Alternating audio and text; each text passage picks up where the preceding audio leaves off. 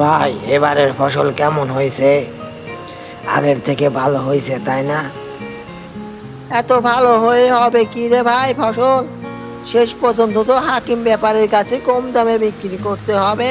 আমাদের পরিশ্রমের কোনো মূল্যই নেই তার কাছে। সত্যি বলেছেন ভাই। এত খেটে কি লাভ? এত সুন্দর ফসল ফলিয়ে কি হবে? যদি আর একটা ব্যাপারী থাকতো আমাদের এই বাজারে, তাহলে হয়তো আমরা একটু ফসলটি বেশি দামে বিক্রি করতে পারতাম, তাই না? ভাই সত্যি বলেছেন। আমাদের এই বাজারে যদি আর একটা ব্যাপারী থাকতো, তাহলে ফসলগুলো হয়তো একটু বেশি দামে বিক্রি করতে পারতাম।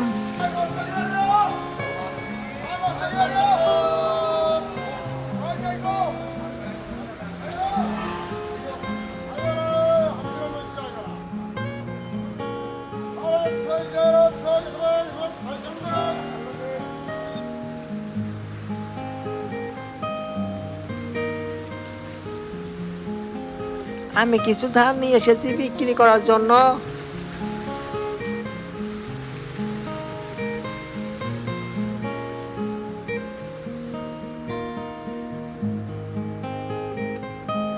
এবারের ধান অনেক ভালো হয়েছে। 1500 টাকা করেই না হয় দেন। এদের কি এত দাম দিয়ে ফসল কেনা যাবে না? এদেরকে 1000 টাকা দিয়ে ফসল কিনবো আর বেশি দাম দিয়ে আমি বিক্রি করব। এদের কাছ থেকে 1000 টাকা মন ফসল কিনবো আর বেশি দাম দিয়ে বিক্রি করব। এরা অন্য কোথাও ফসল বিক্রয় করতে পারবে না, কারণ এই বাজারে আমি ছাড়া আর কোনো ব্যাপারই নেই। এবারের ফসল সারা দেশে ভালো হয়েছে, তাই তো দাম বেশি না, একটু কম। এত দামে ফসল কিনলে আমাদের লস হবে। এত দামে আমরা ফসল কিনতে পারবো না। তুই যদি একটু কমে বিক্রি করতে পারিস তাহলে বল, আমি 1000 টাকার বেশি দাম দিতে পারবো না। ভাই এত কম দামে হলে তো আমাদের খরচের টাকাই ওঠে না। এত কম দামে আমাদের লস হয়ে যায়। আমাদের 1300 করে না হয় দেন। না, আমি এর থেকে বেশি দিতে পারবো না কিনতে। বুঝছিস তো তোরা, এত ভালো ফসল হয়েছে সারা দেশে জুড়ে, তাই এর দাম একটু কম। তাছাড়া আমি তোদের কাছ থেকে কিনে আমারও তো বিক্রয় করতে হবে, খেতে হবে, তাই না? তাই বলছি 1000 হলে বিক্রয় কর, না হলে যা, আমার আরো লোকজন আছে। আর কি করার, আমরা তো অত অসহায়। আপনি ছাড়া তো কোনো ব্যাপারই নেই আর এই বাজারে যে আমি তার কাছে মাল বিক্রি করব। যাই হোক, আমাকে বিক্রি করতে হবে।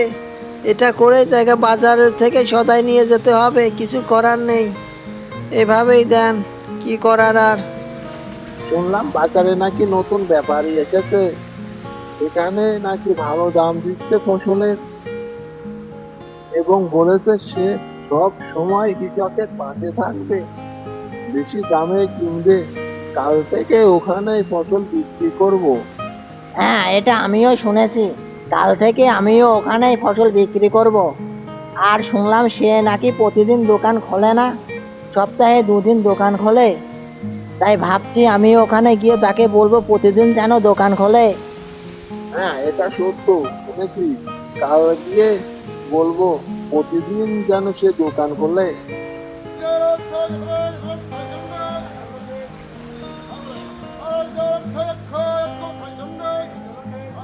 আচ্ছা ভাই, আপনি যদি প্রতিদিন দোকান খুলতেন তাহলে আমাদের ভালো হতো। আমরা প্রতিদিন বেশি দামে আপনার কাছে ফসল বিক্রি করতে পারতাম। পাশের ব্যাপারে আমাদের কাছ থেকে খুব কম দামে এবং সস্তায় মাল কেনে, এতে আমাদের লাভ হয় না। আপনি যদি এরপর থেকে প্রতিদিন দোকান খুলতেন তাহলে আমাদের ভালো হতো। এভাবে ব্যবসা চললে আমি শেষ হয়ে যাব। রাব্বির সাথে কথা বলতে হবে। তুমি এত কম দামে দিয়ে ফসল কিনছো কিভাবে? তোমার ব্যবসায় কি লাভ থাকে? হ্যাঁ কাকু, ব্যবসায় লাভ থাকে, একটু কম লাভ হয় তো চলে যায়, এ সবার ভালোবাসা পায়। তাছাড়া আমি বেশি পণ্য কিনি, আর কম দামে বেশি বিক্রয় করি। তাতে লাভ বেশি, বিক্রয়ও করে বেশি লাভ হয়ে যায়।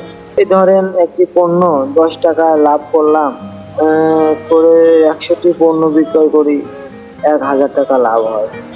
আর আপনি একটি পণ্য 30 টাকা লাভ করেন, দিনে 10টি পণ্য বিক্রয় করা বা কেনা বেচা করতে পারেন, এদিকে আমার আপনার থেকে বেশি লাভ হয়।